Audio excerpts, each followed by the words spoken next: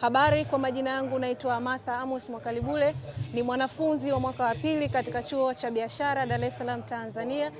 Na mimi pia ni balozi na memba wa Guardians of the Peak ambao tuko hapa na tumealikwa na Baraza la Filamu Tanzania. Pia tumepata nafasi ya documentary yetu kuonyeshwa katika jukwaa hili la Bodi ya Filamu Tanzania. Lakini sisi pia kama Guardians of the Peak, sisi lengo letu kubwa tumeegemea haswa kwenye utengenezaji wa filamu hasa zinazobezi katika swala zima la utalii.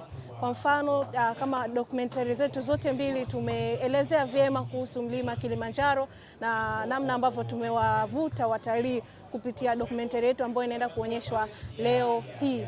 Lakini pia tumepata nafasi ya kutembelea banda hili hapa ambapo tumejifunza mambo mbalimbali. Hapa ni banda la utamaduni.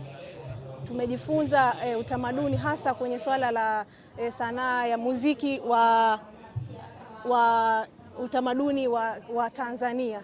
Tumeangalia gitaa letu la zamani, namna ambavyo limekuwa lina toni tofauti tofauti, lakini pia tumeangalia marimba na vitu mbalimbali. Pia tumejifunza vitu vingi sana, na tumejifunza pia kwamba vile ambavyo tunavyo inabidi tuende tukavisome sasa, ili tunavyofanya tuwe tumefanya professional, tupo professional zaidi.